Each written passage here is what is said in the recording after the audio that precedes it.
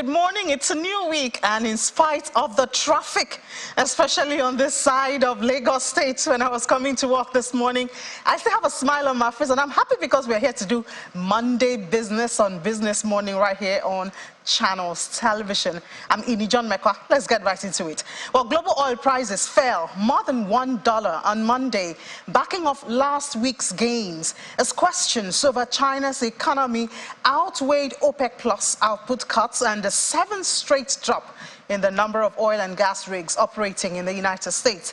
Brent crude lost $1.15 to trade at $75.46 a barrel, while U.S. West Texas Intermediate crude was down $1.09 to $70.69 a barrel. Last week, Brent posted a gain of 2.4% and WTI rose 2.3%. A number of major banks have cut their 2023 gross domestic product growth forecast for China after May data last week showed the post-COVID recovery in the world's second largest economy was faltering. China is set to roll out more stimulus support for its slowing economy this year, but concerns over debt and capital flight will keep the measures targeted at shoring up weak demand in the consumer and private sectors. Still, China's refinery throughput rose in May to its second highest total on record, helping to boost last week's gains. And U.S. energy firms cut the number of working oil and natural gas rigs for a seventh week in a row for the first time since July 2020. Now, Malaysian palm oil futures eased on Monday after surging 6% in the previous session, although concerns over dry weather taking a toll on global production of palm and soybean kept the contract near a 6-week high. The benchmark palm oil contract for September delivery on the Bursa Malaysia Derivatives Exchange slid 9 ringgit to 3,734 ringgit per metric ton during early trade. Let's come back here in Nigeria, where we see that the federal government has increased the deployment of mini-grids to boost power supply in rural communities and help cushion the effects of recent removal of subsidy on premium motor spirits. That, of course, is petrol. This was contained in a statement issued by the Rural Electrification Agency, adding that the mini-grids would provide 24/7 electricity in communities where they were deployed. The Managing Director, IEA, Mr. Ahmed Salihijo, who inspected the 200 kWp solar hybrid mini-grid in Danchikagi community in Lavun local government area in Niger State, said the facility, just like others, would cut down the volume of PMS purchase by beneficiaries of the community. The Adamawa and Taraba Area Command of the Nigeria Customs Service has said that the removal of fuel subsidy has led to a significant reduction in the smuggling of premium motor spirit, which is petrol. In a statement, the Customs Area Controller in charge of the command, Saliu Abdullahi, said that during the period under review, the command confiscated 14,980 liters of petrol packed in drums and jerry cans. According to him, the seized petrol is going to be auctioned, although most of it had been disposed of in line with standard operating procedure and the accrued proceeds remitted into the Federation account. It's evident that the smuggling of PMS has reduced drastically owing to the removal of the subsidy, and the product is available in all filling stations, according to him. During the period under review, we have recorded 16 seizures of assorted items, which include the following. Number one, 494 50 kg bags of dry blended NPK fertilizer, 14,980 liters of premium motor spirit, that is petrol, packed in drums and jerry cans, 3 vehicles, namely Toyota Starlet, 2 Toyota Corollas, that were used as means of conveying this foreign parboiled rice, 90 50 kg bags of parboiled rice. The duty paid value of these items that 16 assorted seizures stand at 22,894,723 naira. It is crystal clear that we are not relenting in our anti-smuggling drive, and we assure you that we shall pursue it aggressively within the ambit of the law in order to bring smuggling to its knees in Adamawa and Taraba states, as well as its.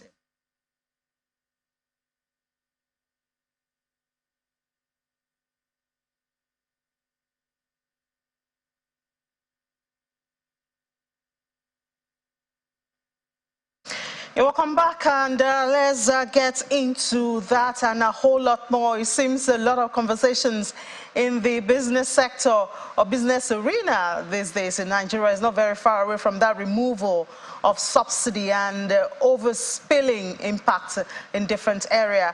For this morning, let's begin by talking about what the Crude Oil Refinery Owners Association of Nigeria are doing, concerning this. It's a registered association of modular and conventional refinery companies in the country, and they do have a lot to say about this, to see what they are doing and how they can take advantage of the opportunities which the removal of that subsidy has brought. We have joining us virtually from London now the Chief Executive Officer of OMSA Integrated Services. He is Mr. Momo Oyarikwa. He's a member of that association, and he's here to tell us some of that. Mr. Oyarikwa, thank you for your time and good morning. How are you doing today? Great. Great. So first of all, I've had a couple of conversations with different groups of people, including some people from the NNPCL. I mean, even before they became NNPCL. And one of the notions that they share is that modular refineries are not economical to operate in the country. But I now see you have an association. I think you have about 40 licenses or stuff like that. So try to convince me, how come you're so serious about a platform or a project or a means which even the NNPCL has said is not economically viable? Anyway, it's I would liken it to, like, you see, when you have not tasted some other person's mother's food, you always say that your mother's food is sweeter than every other food. I think that's the case here. We are operators, some of us in Koran, Crude Oil Refinery Owners Association of Nigeria. We are current operators in this space, and we have seen the benefit that this can obviously bring to the economy.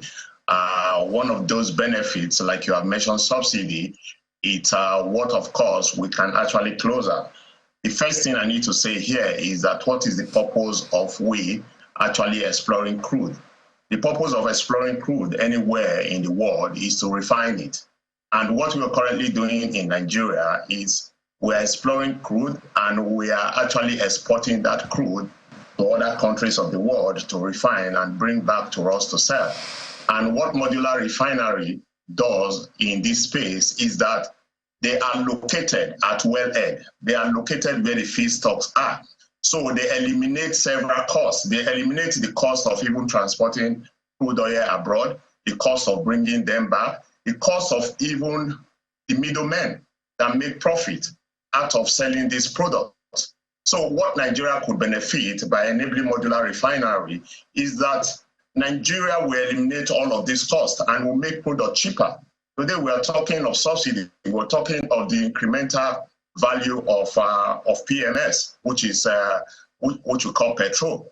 I mean, if modular refineries, if they've been supported, like I've said, having them in all wellhead, all areas where crude are being produced, what will happen is that that price will drop. And how is that price supposed to drop? Like I've just said, I mean, it's by eliminating all costs, all middle costs, and all of that. And secondly, it will also help to grow the economy. It's going to create a whole lot of employment. And number three, it's going to also eliminate the theft of our crude oil, of Nigerian crude oil, because what's going to happen is that you have a situation where you have refinery located close to where oil is being produced. Today, there are several pipeline issues in Nigeria, pipeline breakage, theft of the products, and all of that. So if you have modular refinery located just like our refinery, my company that I currently chair, we are co-located with an oil-producing company. And what they do, we just have a 400-meter pipeline into our refinery, and we produce. And who do we produce it for? We produce it for the Nigerian people, and they get it at cost price without any other cost included. But the issue is that we have not had enough supply of crude oil for us to refine for a country that actually produces crude oil. So this is the challenge. All right. All right, Mr. Akure. I believe it was that easy. A lot of people will be into that business. So let's get into the details of the operations of Modular Refinery. For instance, how much can it refine, which I think is one of the reasons why a lot of people believe it's not economically wise to engage in it, because you still have to deal with the issue of insecurity, getting the parts, running the machine, the refinery themselves, and yet it cannot handle a huge quantity. And you still have to transport it away from there even after you have refined it. Okay, thank you once again. Okay, the modular refinery, like we have just, like I have just said, conventional refinery are meant to start for any refinery that's from 30,000 barrels and above is meant to be a conventional refinery. And while any refinery that is below that is meant to be a modular refinery. So what we're seeing here, when you say the volume, I mean, how much can we actually refine? If you have, perhaps, let's assume today we have about 40 companies that are registered to own modular refineries in Nigeria. If you have 40 modular refineries around Nigeria, what is going to happen? Let's assume they have an average refining capacity of 10,000 barrels. That means you have about 400,000 refining capacity. And this capacity mostly will be around where crude oil is being produced. So what that turns out to is that we're going to have the ripple effect of this refined product. Currently, like our refinery and most modular refineries that are currently in operation in Nigeria, they produce diesel, they produce naphtha, they produce fuel oil, they also produce kerosene. And you can also treat naphtha to now become PMS, which is the gasoline that we're talking about. So, but the cost of having additional reformer to now produce petrol, it's actually very high. That's why you have seen most of the modular refineries are in operation today. They don't have reformers attached to their refinery. And outside of that, because of the regulation of petrol before now, it wasn't economically viable for anybody to want to go into that venture. I'm sure now that that petrol has been deregulated, you might not have some of us thinking of going into attaching the reformers in for the production of KMS. So what I'm saying is that the effect of you having 40 modular refinery established in the country will be awash with petroleum products. You will not have issues of, oh, products are not being delivered on time, or there is scarcity of product and all of that. Because what will happen is that this product will be produced in country, and everything that will require in petroleum products, including associated gas, will be available in country. We don't need to import any of these products. The effect of that is that we will also save the foreign exchange that we are currently using to import petroleum products into the country, because this is also mounting excessive pressure on our foreign exchange. So this is the advantage, part of the advantage that having modular refinery in the country will actually help to solve. And also, if you go into some of the countries outside of Nigeria, what you find out is that they have small unit refinery. Building gigantic refinery is not what solves the problem of any country, because if that refinery has a challenge, what happens? There should be competition within the environment, and that will also drive down prices. So these are some of the few things that modular refinery, establishing or having modular refinery, can actually help to solve in the country. All right, so about 30 companies have already been given the license to start modular refineries, and now you're talking about funding. At the time when the country itself is broke, where do you expect such funding from? Okay, part of what we have said is not for the country to provide us with funds. I mean, sometimes there could be guarantees. There could just be guarantees to companies, which the companies can obviously use to attract funding into this industry. For example, in our own case, I mean, we did not fund our refinery 100%. I mean, we had foreign partners who were ready to bring equipment into the venture. And this equipment was like an equity in what we have. And this is what some of the modular refinery owners are saying, that if there could be some guarantee. For example, there are some of our members who really want to, I mean, they have gone into, they have done their feed and all of that, they are seeking funding. But there is not even assurance that there is going to be crude oil supply to their refinery. All they just require is just an assurance from either the authority that they will supply crude to the refinery when the refineries are built. Just in our own case, for about, we have installed about 10,000 barrel refining capacity. In the last 1 year plus that we have come on stream, we've not been able to refine up to 10,000 barrels because the crude is not even made available to us. We don't have the crude to refine. So the refinery is there. If not for Pillar Oil that have been assisting us to supply us with about 1,005 barrels, the refinery would have just been there. Nothing would have been happening.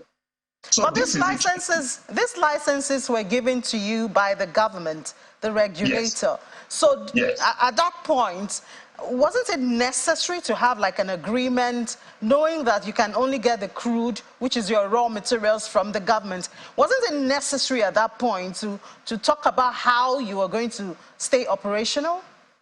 Yeah, before now, the law that established the modular refinery, if you go to some of the DPR laws, says that government will supply minimum 60% of the crude that you require to run modular refinery in the country. But you need to now, after establishing modular refinery, you as a company need to now push the government to ensure that this supply comes. Because nothing, you will not just establish and they give you the 60% of your requirement. So also in the PIAB, there is domestic obligation for crude supply. But all of these, they have not been activated because we keep engaging the government institutions or government agencies that are meant to provide us with this. But it's not been done. But I mean, when you go to them, when you have this conversation, what happens is that, I mean, for me, I see it as sleep service because nobody is saying no to you, nobody is saying yes to you. So you're just at the middle. So I think these are some of the challenges that our members are facing.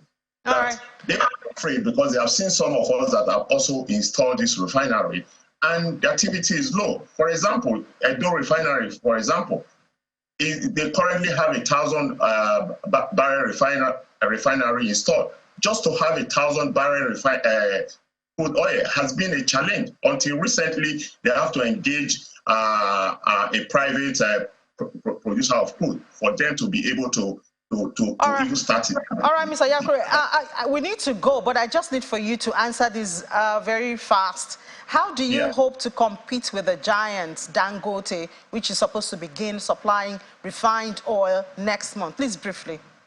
Yeah, the market is actually different because, like I said, we have a niche market. Some refineries are located in Delta, and all of that. So we take care of our catchment area. There are about 5 states and all of that are very close to us. So all the product they will require will come out of our refinery because these areas where we are located. Okay, your catchment area. Thank you so much, Mr. Momo Oyarikwa, the Chief Executive Officer of OMSA Integrated Services, for sharing your plan as modular refinery owners with us this morning. Yeah, thank you for having me. Let's take a break. When we come back, guess what? Some people have promised us cheap petrol. How will they make it work? We'll find out after the break. Just stay with us.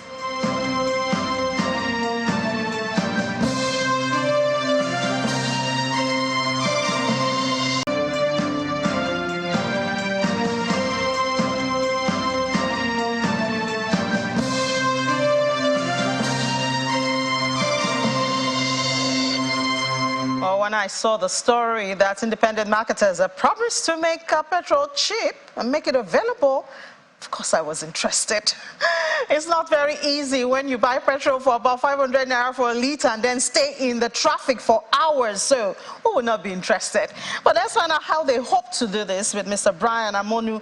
He's the Managing Director of Gas Analytics and Solutions, of course a member of IPMAN. Mr. Amonu, you are very welcome. I've been waiting for this conversation for quite a while. How do you hope to get cheap petrol to us? Good morning, Nini. Thank you so much. We are introducing a substitute for petrol called compressed natural gas. And we see that as a more viable, sustainable replacement for subsidized petrol, given that natural gas is more abundant than crude oil in Nigeria. It's 100% domestic. It's better for the environment. It's also better for your car. Vehicles that run on natural gas don't need to change oil as frequently as vehicles that run on petrol and diesel. So we're offering an alternative to petrol and diesel to cushion vehicle owners from the impact of fuel subsidy removal. Yeah, it sounds interesting, but I mean, if it was that easy, I'm sure we all have it. We've been flaring gas and wasting it for decades now in the country, and now all our, or most of our generators, cars, they're all suited for petrol, maybe for diesel, for some generators. So it doesn't automatically happen like that. And it kind of seems like there's a risk, you know, if you suddenly change. I think they say for generators, you can change the compressor to fit into using gas. What about the consequences? What about the cost? What about the expertise to maintain it? Sure. Can you hear me, Mr. Amonu? Did you hear me? I can hear you now, Ini. Okay, all right. Yes. So I heard all you said. Okay, all right. Please go ahead. So the approach we're taking to deliver CNG is an approach where demand, we want to focus on creating a viable market for natural gas, which would justify investment along each value chain. So you mentioned that we've been flaring a lot of gas in Nigeria, and we think that the primary reason why gas is being flared is due to lack of a market in Nigeria, right? So to buttress this point, Nigeria is building a 6,000-kilometer pipeline to sell gas to Europe because there is a viable market in Europe, whereas the lack of a viable market has resulted in most of our gas being flared. In terms of safety, natural gas has been in use since 2007 in Edo, Benin City, and without any single incident, any single negative incident in terms of explosion or what have you. And the process of converting a diesel truck, converting even a petrol generator, keke, Bolt, Uber vehicle to natural gas is a very mature technology. And in most cases, it takes between 2 hours to 6 hours to carry out the conversion. And most of these vehicles that are converted are bi-fuel.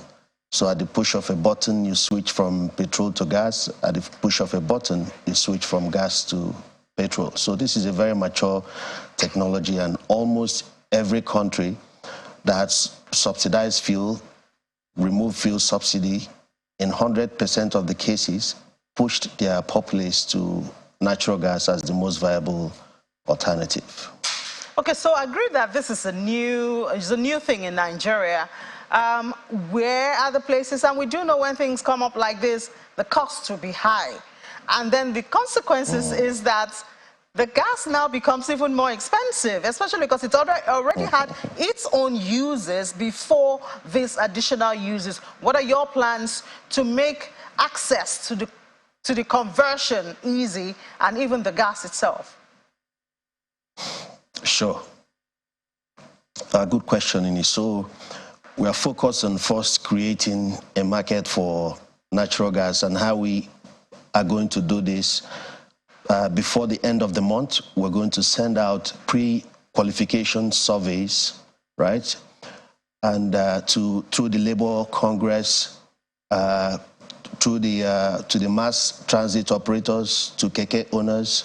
What we're trying to do is we're working with 7 local banks and African Development Bank to provide access to loans for the conversion of vehicles.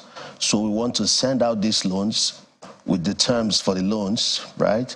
And the feedback that we're going to get in terms of vehicle owners that are interested in converting their vehicles will allow us to determine the number of filling stations to build with 8 man in each state, will allow us to determine how much gas we need, will allow us to determine how many technicians we need to train to convert these vehicles. So we're focused primarily on creating a market for natural gas by giving vehicle owners, civil servants, keke operators, truck owners access to loans to convert their vehicles.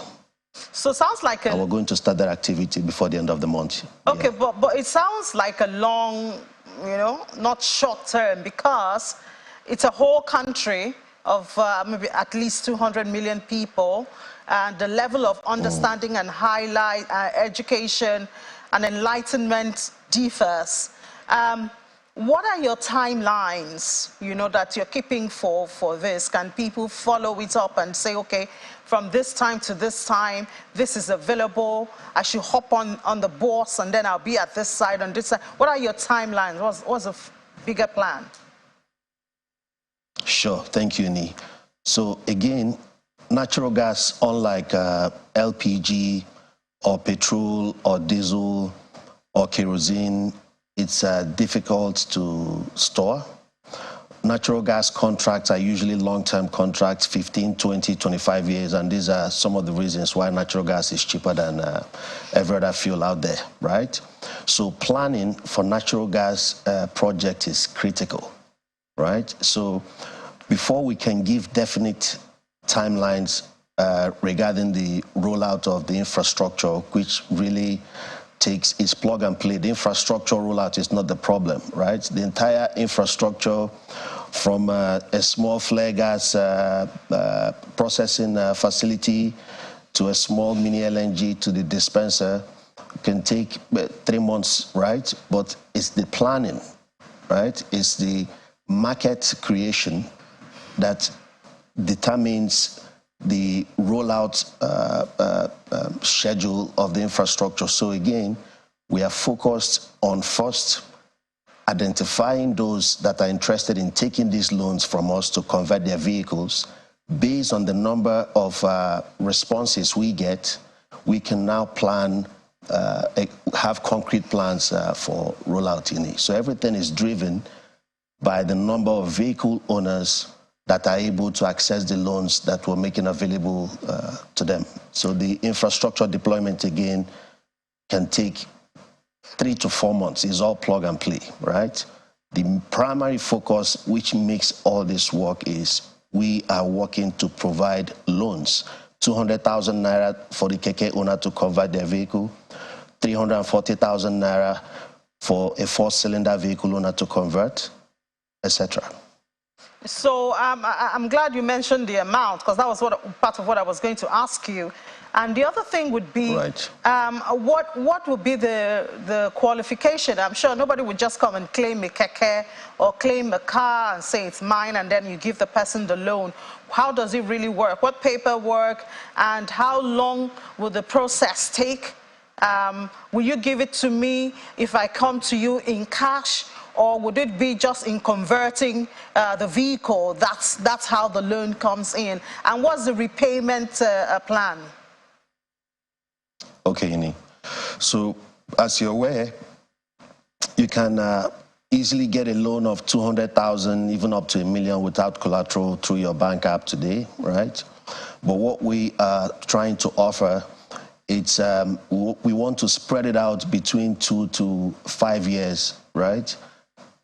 By reducing the monthly payment, the savings between the cost of natural gas, which we expect to be between 100 naira to 150 naira when we roll it out, and the cost of petrol should be sufficient to pay for the loan without any extra funding coming out of your pocket, right? And then there are two ways, debt repayment models that we're going to deploy.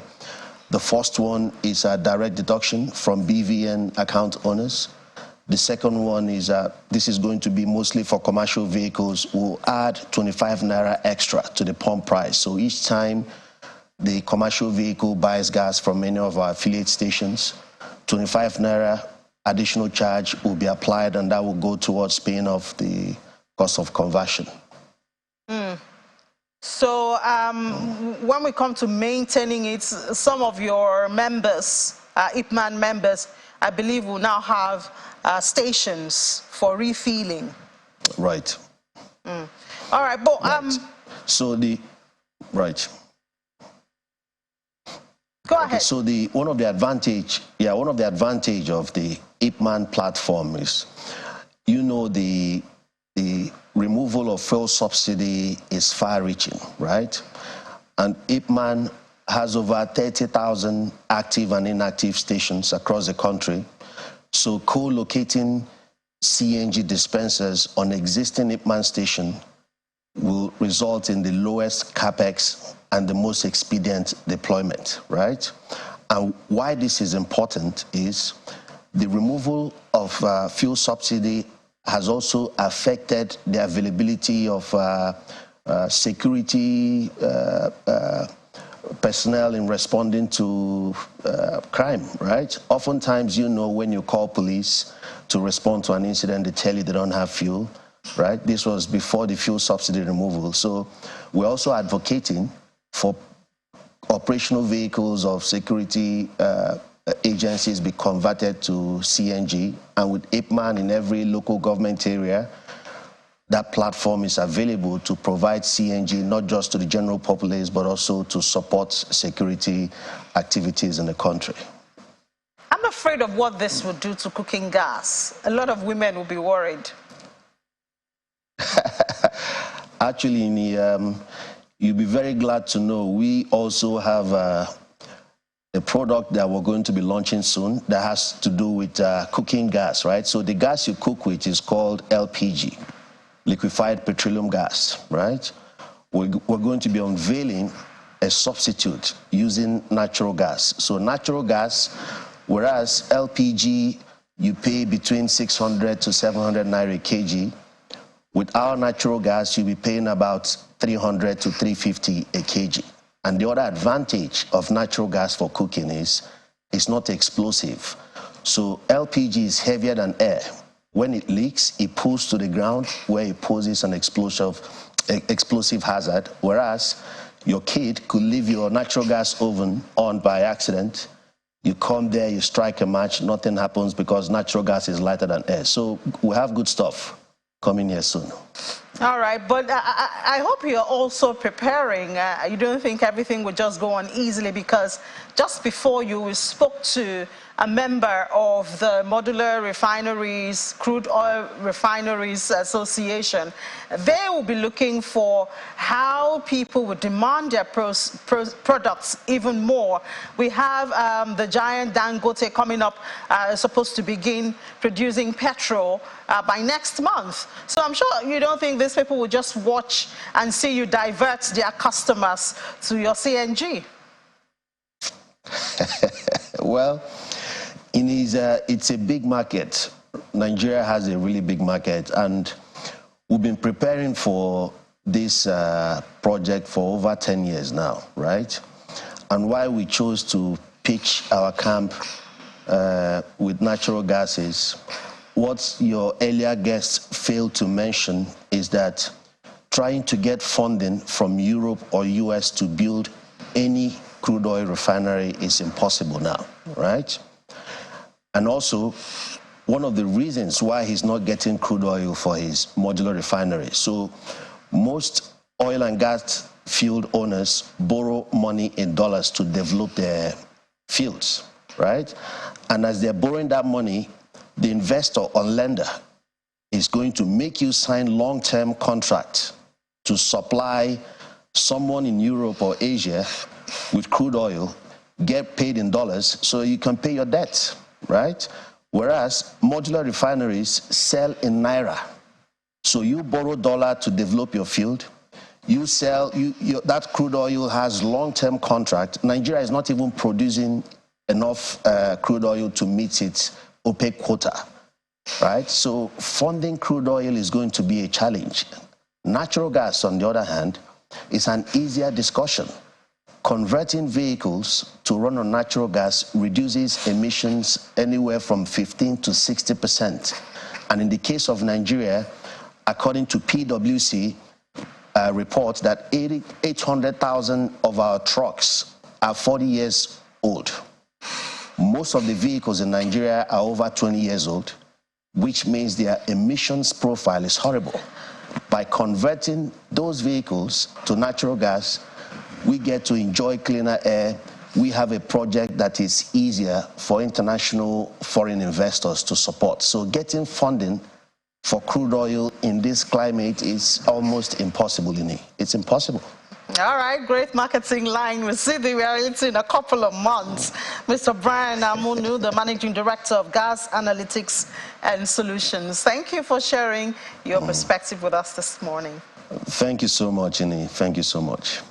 All right, let's move over to the markets now and see if Anete has converted his car or is planning to convert his car to gas. It's CNG now. CNG, Anete, good morning. That's the noise we're hearing now against petrol. Against petrol? Well, I think I'll still stick to my petrol for now, since CNG. You're a traditionalist. I'm very much a traditionalist. Okay. So, because for now, newer technologies, Nigerians are not, they don't really warm up to newer technologies. Yeah, but we need to start warming up to it. It's the way of the world. Yeah. It's the cleaner way. And if it's cheaper, I'm sure a lot of Nigerians... That's the word. That's the catch. If it's cheaper, then people will latch onto it. Exactly. That's a, exactly. Let's just wait for time. Maybe with time, we will embrace that. All right. Okay, but for now, let me give you the market's performance for last week. So we head straight first to the FX market, the FX side of things for the market, which fell by more than 41%, as you can see on your board. Almost 42% total number of transactions, a decline in contrast to what you had the previous week. And that's as at June the 23rd on the FMDQ's market trading, forex market trading platform, and we saw that the loss, the decline from the forwards market as well as the derivatives market, which is what made counter the gain from the FX spot market. We'd gained just a tad for 6.94%, and then the total value there just almost $700 million, but that's more than it was lower than what we had in the previous week within the month. Moving over to the Nigeria Autonomous Fixing Rate for the market, where the Naira, following the unification of the forex market, we saw the Naira take a bashing. Some call it a devaluation, but the CBN wouldn't want to call it a devaluation. But actually, when you take a look at it from the amount that it was before, previously we were seeing about 460 at the investors and exporters windows, but what we have now is about $729. 729 Naira to the dollar, and that's about a 16.87% decline for the market. Then we move over to, I'll just talk about this, the fixed income market. We saw bearish sentiment for the treasury bills market. We saw, despite ample system liquidity, players take profits on some of the market instruments there. And for the bonds market, we also saw mixed note but bullish sentiment. But before that, let's go over to the equities market. We saw the equities market closing the week, for the third week of the month in the green. And that was thanks to gains from 62 equities, particularly the shares of Dangote Cement as well as Boa Cement. So, but let's talk more about this market. Let's talk to Samuel Bameke, investment research at Maritime Securities, to give us more details about the market. Thank you for joining us, Samuel. Good morning, Aditi. Thank you for having me. Okay, so now my question is going to be mostly on the fixed income market. Currently, yesterday we saw the Debt Management Office released Nigeria's public debt stock, which says the public debt stock is currently at 49.85 trillion naira. That's as at March the 31st. And then this month, this is the final week of June, the final week of the second quarter, and the final week for the first half of the year. Inflation is currently at 22.41%. So how is this playing into the market and with investors? Good morning. Thank you for having me. So we've seen the fixed income market, especially for last week, we saw that the money market was a little quiet. And then for the bond market, there was a bond auction with about, three new issuances, coupled with the last issuances. I mean, for quite a while now, especially for last month, we saw liquidity dictating the market. Subscription levels were high as at last week in the fixed income market, especially at the bond auction. So essentially, subscription levels have been the major determinant of rates, especially in the T-bills market and also at the bonds market. And then what we'll see is that we'll see unmet demand and primary market auction flowing into the secondary market. That's what we have been seeing across board in a while. And then across the curve, we're just seeing investors cherry picking across the short to mid end of the curve. Okay, now Samuel, if you take a look at the board here, we have an outlook for this week. Last week we had the DMO offering instruments worth about 360 billion naira. Don't forget the DMO is actually the debt office, and which helps to sell bonds to investors for the federal, on behalf of the federal government. Now we saw that they offered instrument worth 360 billion naira to investors through reopenings of several 3 bond instruments. But now this week we will be we expected there's going to be a public holiday on Wednesday. So now, how do you see this market for investors? For this week, well, short trading week, but I mean, would expect that in the secondary market, yields would continue to hover around current levels that they are. And for this week, we'd also expect investors to probably just cherry pick, along the curve. Especially the short to medium curve, as they've always played in, just to see where to, put their money here, just see where to put their money, like I said.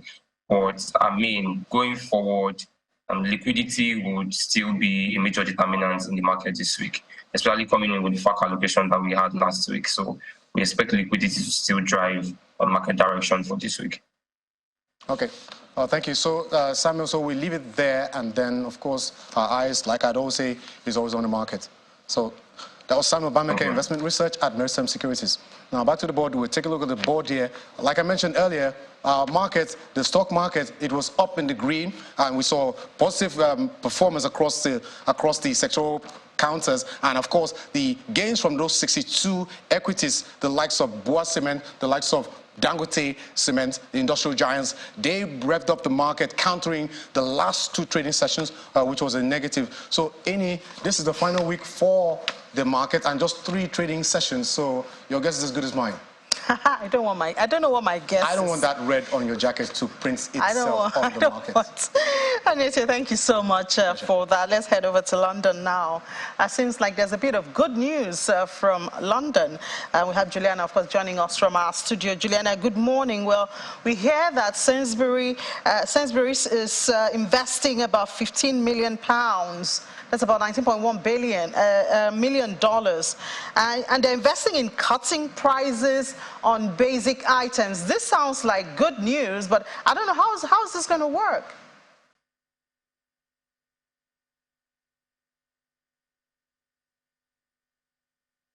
Can you hear me, Juliana?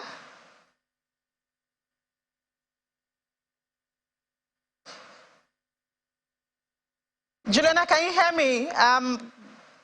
I'm talking, Juliana. Well, I don't know, maybe as we try to get that on, I guess we'll just move to crypto and see what Laddie has. Laddie, we've been talking a whole lot about CNG. I know it's one of your favorites. Unfortunately, Anyete is very traditional. Sticking to his petrol. Right. In spite of the fact that he's spending about 500 naira for a liter and staying in traffic. Yeah. I don't know how long he spent to get to work. I know how long I spent to get to work this morning. Exactly. It wasn't funny. So I'd rather go for the gas. Yeah, give me gas today. I'm taking it. Me too. I'll take gas. Me too. So that's why we're telling Ipman their plan is too long. We need to get it out there. Well, obviously this came really fast, so obviously this will take time, before we can get some normalization. Time. I want now. Very soon, because the amount of time you're spending in traffic, coming here, burning that expensive fuel. Not funny at all. It's definitely not funny. Yeah, definitely not funny. And talking about not funny, the market, looking at the crypto space now, we're seeing 55 points, still green, still good. But let's look at the color of the market this morning. It's red, just like my tie, just like the jacket he's wearing. It's all red.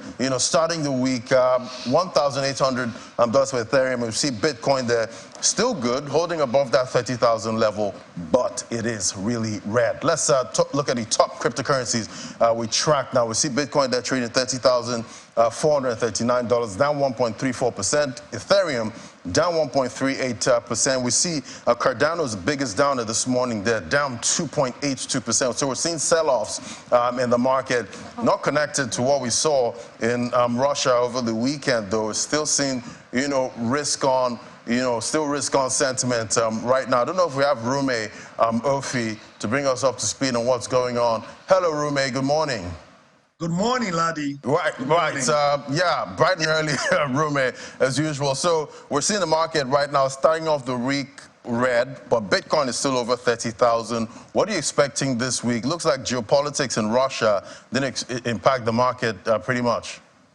The market actually ignore all of those things that are happening, obviously, making sure that it concerns itself with moving forward. It's quite interesting. We'll find out a couple of things are actually happening now. Just got a news right about now about in Japan, the National Tax Agency, NTA, there is saying that they are going to wind down on their tax review, get a new tax regime for crypto. Right, it was really tough at some point. That actually made a couple of crypto companies in Japan to go abroad, more like what we have in the US. But now they're saying that indigenous exchange platform that are actually issuing tokens are going to have some tax relief of some sort. It makes a whole lot of sense, and that alone can attract a whole lot of opportunities to that part of the world. So I think that is one of the things happening. And also, there's a hospital in Rio Grande do Sul actually is accepting cryptocurrencies right about now. But the case of Japan is also very critical to me, because people are going to get a benefit there, which I think also is going to create revenue for that economy right there. And if we take a leap of that to our country here in Nigeria, I think we can also make the best use of it, coming up with those regulations that this present administration has promised in the manifesto to get us going in this industry. And with the fact that the US is actually being hostile, Gary Gensler and the likes, is going to create an opportunity for us. So all those fleeing from America, the US, we come to Nigeria, where it happened really well. Right. So much to unpack there. Still regulation right here in the crypto industry. Thank you, Rume Ofi. Always good to have your perspective. Thank you very much, Laddie. All right, so I guess we're going to try and get Juliana back again. Yes. Just before I get off, let's see if we have Juliana. Juliana, can you hear me now? I can hear you, Innie. Great, Juliana. Good morning. So I was asking, it seems a bit of good news. Sainsbury's is investing in basic items, I think, to make it cheaper for people, but I can't wrap my mind around how that's going to work. Yeah, that's absolutely right. Over the past couple of months, all of the grocers in the United Kingdom have been under significant pressure to start passing on some of the savings that they're experiencing down to beleaguered customers. We know that inflation remains stubbornly high in the UK at 8.5%. But if you zoom out a little bit, Innie, and you have a look at supermarkets, inflation, according to the latest data I've seen from Kantar, is at 17.5%. So it's really costly to buy some food. The Competition and Markets Authority have been involved. They said that a lot of these manufacturers and producers are experiencing cost cuttings, and it needs to be passed down, which is why we've had that announcement by Sainsbury's this morning. Sainsbury's is the second largest grocer in the UK.